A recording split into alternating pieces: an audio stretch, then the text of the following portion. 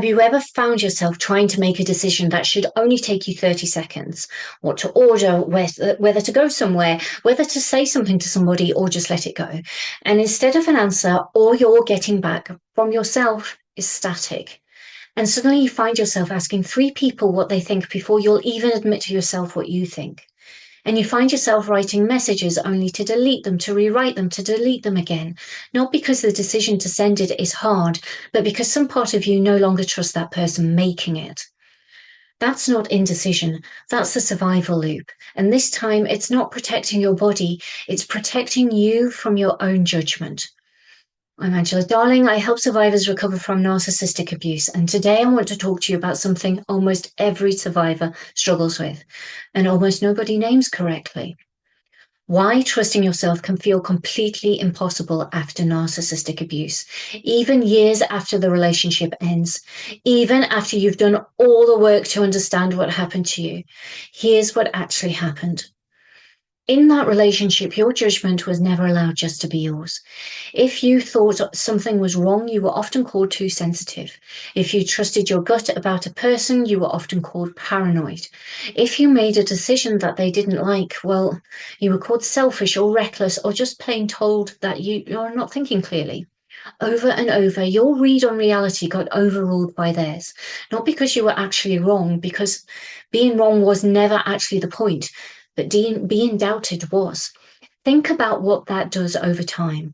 It's not one bad decision that gets challenged. It's the entire mechanism you use to make decisions in the first place. Your judgment wasn't just questioned. It was systematically dismantled. One, are you sure about that, at a time. And so now when you try to make a choice, it doesn't feel like weighing up options. It feels like waiting for permission. You're not actually confused about what you want. You're expecting someone to tell you that you're wrong about it. And that's why you overthink even the smallest of decisions like their enormous issues. It's not the decision that's the problem. It's that some part of you still expects to be punished for getting it wrong, or worse, for getting it right and having somebody resent you for it. And you ask for everybody else's opinion now before your own, not because you don't have one, but because somewhere along the way, having an opinion without checking it against someone else's first stopped feeling safe. And here's the part that makes it so exhausting. Even when nobody's actually watching, you still perform the checking. You still run every choice past an invisible panel before you'll even commit. And that panel isn't real anymore, but your nervous system hasn't been told that yet. And this is where it gets even harder to untangle, because it's not just that you doubt your decisions, it's that you doubt the doubt itself. And you might have found that you'll feel clear and have a quiet knowing about something, that this person isn't safe for you, that this isn't right for you anymore, or that you don't want this. And instead of trusting it, you'll immediately start building a case against it. And you'll say things to yourself like, well, maybe I'm overreacting, maybe I'm being unfair, and maybe it's me. That reflex isn't humility, it's training. You were taught that your first read was usually the wrong one, so you learned to override it automatically before you even had a chance to test whether it was right. And here's what I need you to really hear, because it's the whole point of this video. Your gut was right all along. It was right when it told you something was wrong long before you had proof. It was right when it flinched at the comment that everybody else called harmless. It was right the first time, every time. The problem was never your judgment. The problem was that you were taught not to trust it before it even got the chance to be proven right. And that's the real damage. It's not that you make bad decisions. It's that you no longer get to find out because you talk yourself out of your own instinct before it ever gets a chance to be tested. And this shows up in ways that often look nothing like indecision on the surface. So, for example, you might find yourself over-researching everything because a decision made on instinct alone often feels reckless now.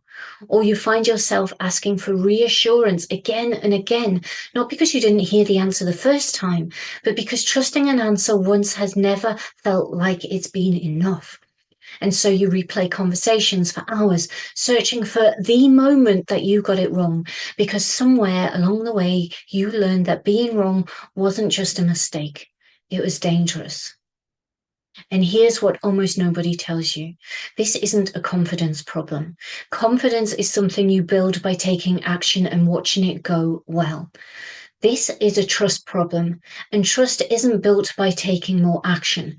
It's built by proving to your own nervous system that your judgment is allowed to be right without anybody punishing you for it. And that's a completely different repair than just believe in yourself more. You can't affirm your way out of this. You can't repeat trust yourself in the mirror and undo years of being told your read on reality was wrong. Your body doesn't respond to slogans, it responds to evidence. So if you've ever felt embarrassed about how long it takes you to make a decision that should be so simple, I need you to hear this. This isn't a flaw in your thinking. It's a nervous system still waiting to be told it's allowed to be right.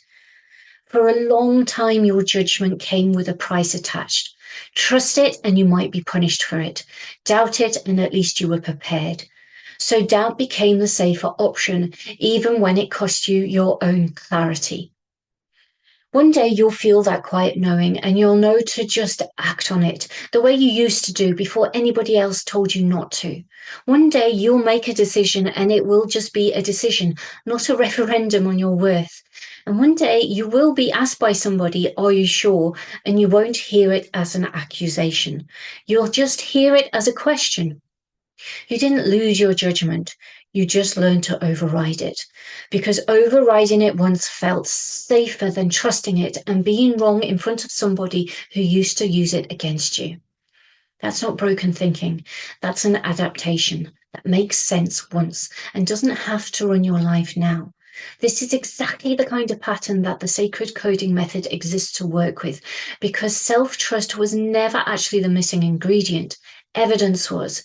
You can tell yourself to be more decisive as many times as you want, but if your nervous system still associates your own judgment with punishment, it will keep reaching for outside approval before it lets you commit to anything, no matter how many times your mind insists that you're capable of choosing yourself. Breaking the survival loop here isn't about becoming more confident overnight.